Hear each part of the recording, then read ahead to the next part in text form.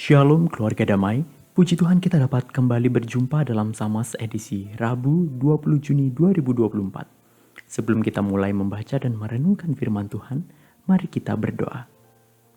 Ya Tuhan, syukur atas segala rahmat yang Tuhan berikan di hari ini, atas keluarga dan orang-orang terkasih, atas segala hal yang telah kami lalui, maupun berbagai hal yang mungkin akan kami hadapi. Kiranya Tuhan menolong kami untuk bisa mengerti pesan Tuhan bagi setiap pribadi kami, sebagai pegangan kami menjalani hidup ini. Terima kasih ya Tuhan, di dalam nama Tuhan Yesus kami berdoa. Amin. Keluarga damai, bacaan kita pada hari ini terambil dari 1 Samuel pasal yang kedua, ayat yang ke-22 hingga yang ke-36. Saya akan membacakan ayat yang ke-22 sampai dengan yang ke-26 demikian. Eli telah sangat tua. Apabila didengarnya segala sesuatu yang dilakukan anak-anaknya terhadap semua orang Israel, dan bahwa mereka itu tidur dengan perempuan-perempuan yang melayani di depan pintu kemah pertemuan, berkatalah ia kepada mereka, "Mengapa kamu melakukan hal-hal yang begitu? Sehingga ku dengar dari segenap bangsa ini tentang perbuatan-perbuatanmu yang jahat itu. Janganlah begitu, anak-anakku. Bukan kabar baik yang ku dengar itu bahwa kamu menyebabkan umat Tuhan melakukan pelanggaran. Jika seseorang berdosa terhadap seorang yang lain, maka Allah yang akan mengadili. Tetapi jika seseorang berdosa terhadap Tuhan, siapakah yang menjadi perantara baginya? Tetapi tidaklah didengarkan mereka pernyataan ayahnya itu, sebab Tuhan hendak mematikan mereka. Tetapi Samuel yang muda itu semakin besar dan semakin disukai, baik di hadapan Tuhan maupun di hadapan manusia." Demikian bacaan kita, keluarga damai. Tema Samas kita pada hari ini adalah tentang Imam Eli, Samuel, Hofni, dan Pinehas. Cerita tentang keempatnya memang tidak terpisahkan, ada di bagian awal kitab 1 Samuel. Namun demikian, setelah membaca cerita tentang mereka, saya menjadi bertanya-tanya, apa sih yang membuat Samuel dan anak-anak Eli itu berbeda? Sebagai keturunan imam besar, Hofni dan Pinehas juga melayani sebagai imam dalam rumah Tuhan. Sedangkan Samuel adalah anak dari Hana yang sudah dinazarkan akan diberikan untuk melayani Tuhan. Seperti Hofni dan Pinehas yang adalah anak Imam Eli, Samuel diasuh dan dididik oleh Imam Eli juga. Ia belajar mengenal bagaimana melayani dalam rumah Tuhan. Meskipun sama-sama dididik oleh Imam Eli, antara Samuel dan kedua anak Imam Eli tersebut memiliki kisah hidup yang berbeda. Diceritakan dalam bacaan kita tentang bagaimana hidup mereka dalam rumah Tuhan. Anak-anak Imam Eli menggunakan jabatan imam mereka itu untuk mendapatkan hal-hal yang mereka ingini. Mereka mengambil daging yang seharusnya mereka mendapat sisa daging persembahan untuk Tuhan, tetapi sebaliknya mereka mengambil dulu daging yang dipersembahkan, baru Tuhan dikasih yang sisanya. Mereka juga melakukan perzinahan dengan para perempuan pelayan rumah Tuhan. Ketamakan dan kerakusan mereka telah tersebar di antara orang-orang Israel. Cerita itu ada di mana-mana. Mereka pun telah menajiskan rumah Tuhan dengan perbuatan mereka. Sedangkan Samuel yang muda itu semakin besar dan semakin disukai, baik di hadapan Tuhan dan sesama. Keduanya sama-sama tumbuh dan diasuh oleh Imam Eli. Tetapi kisah keduanya berjalan dan berakhir berbeda. Tindakan anak-anak Eli itu kemudian menghadirkan hukuman bagi mereka sendiri, seperti yang dinubuatkan oleh seorang abdi Allah yang juga ketika Tuhan menyampaikan kepada Samuel, hal yang sama disampaikan oleh Tuhan untuk Eli.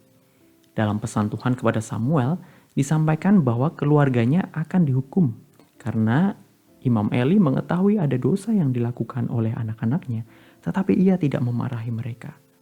Namun, ketika kita baca, sebetulnya sebelum nubuat itu disampaikan, dalam pasal yang ke-23 sampai dengan yang ke-25, diceritakan bahwa Imam Eli pun sudah menegur anak-anaknya tentang perbuatan mereka. Nah, akan tetapi anak-anaknya tidak mau mendengarkan apa yang dikatakan oleh Imam Eli. Nah, bukankah menegur itu sebetulnya juga bisa termasuk dalam memarahi gitu ya? Keluarga damai, ternyata menegur pun masih kurang. Lalu apa yang seharusnya dilakukan oleh Imam Eli terhadap anak-anaknya? Usia Imam Eli pada saat itu sudah sangat tua. Penglihatannya juga sudah semakin kabur. Kalau mau memarahi, apakah ia masih sanggup berteriak dan menunjukkan ekspresi garangnya sehingga anak-anaknya ketakutan dan menuruti perintahnya? Atau mungkin apakah ia masih bisa memukul anak-anaknya lagi dengan tongkat? Barangkali tenaganya sudah tidak seperti dulu. Bisa-bisa malah ototnya yang keseleo. Saya berpikir juga untuk pilihan lainnya. Mungkin saya membayangkan kalau rumah Tuhan itu diandaikan sebagai sebuah perusahaan, lalu Imam Eli adalah direkturnya, dan anak-anaknya adalah pekerja-pekerjanya juga, kan mestinya ya bisa dipecat saja begitu. Apalagi terbukti membuat nama perusahaan menjadi buruk. Nah, menghentikan mereka untuk terus mencemarkan nama Tuhan dan mencemarkan rumah Tuhan, sepertinya itu bisa menjadi salah satu opsi gitu, untuk dilakukan. Nah, keluarga damai dari kisah tentang Eli dan anak-anaknya, serta Samuel, saya menemukan beberapa hal yang mungkin bisa kita pelajari bersama. Antara lain, yang pertama, yaitu bahwa lebih susah untuk mendidik dan menegur anak saat mereka sudah dewasa. Usaha Imam Eli untuk menegur mereka tercatat dalam pasal yang kedua ini. Namun teguran itu tidak dihiraukan oleh anak-anaknya. Banyak pakar pada masa kini mengatakan bahwa kegagalan penanaman karakter pada seseorang sejak usia dini akan membentuk pribadi yang bermasalah pada saat mereka dewasa kelak. Memang karakter seseorang dapat saja berubah seiring waktu. Namun demikian, nilai-nilai yang ditanamkan sejak kecil tidak akan begitu saja mudah untuk hilang. Nah, teguran dan didikan untuk merubah seseorang akan lebih sulit dilakukan ketika ia sudah dewasa. Apalagi tanpa ada keinginan dari orang itu sendiri untuk berubah. Oleh karena itu, sebagai orang tua, kita bertanggung jawab untuk menanamkan nilai dan membantu proses pembentukan karakter anak sejak dini, sehingga mereka bisa bertumbuh bahkan hingga dewasa nanti tetap bisa memegang nilai-nilai dan menjaga karakter mereka. Tentu saja ini bukan hanya tanggung jawab orang tua, tetapi orang-orang di sekitar anak sebagai teladan pun memiliki peranan yang penting. Dan yang kedua yaitu bahwa mendidik berarti memberi contoh dan teladan tentang nilai-nilai hidup itu. Dalam nubuatan yang disampaikan oleh abdi Allah, Tuhan menyampaikan keheranannya kepada Imam Eli.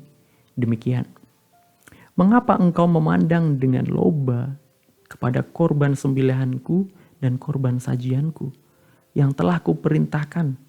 Dan mengapa engkau menghormati anak-anakmu lebih daripadaku, sambil kamu menggemukkan dirimu dengan bagian yang terbaik dari setiap korban sajian umatku Israel? Dari pernyataan yang tertulis di ayat yang ke-29 itu, tampaknya di sini Imam Eli juga terlibat dalam menikmati kejahatan dan dosa yang dilakukan oleh anak-anaknya itu. Imam Eli yang termasuk sebagai bagian orang yang menggemukkan tubuh dari persembahan kepada Tuhan. Dan di akhir hidupnya, Imam Eli terjatuh dari kursinya dan meninggal dengan keadaan tubuh yang gemuk. Ya, ucapan atau frasa menggemukkan tubuh yang disampaikan abdi Allah tadi ketika menegur Imam Eli terwujud nyata pada tubuh Imam Eli yang gemuk pada akhir hidupnya. Dari cerita ini saya jadi mempertanyakan gitu keseriusan Imam Eli dalam menegur anak-anaknya atas dosa mereka. Karena tampaknya ia pun menikmati hasil dosanya. Ini seperti sebuah cerita lucu tentang seorang anak yang melaporkan saudaranya kepada bapaknya ketika ketahuan main judi online gitu. Misalnya gini, Pak, Joni ketahuan main judi online ini. Bapaknya menjawab, astaga, memalukan kamu Joni. Judi itu dosa, terlarang untuk kita. Lalu anaknya mengatakan lagi, tapi Joni menang Pak. Lalu bapaknya pun menjawab, wah puji Tuhan. Kurang lebih begitu ya.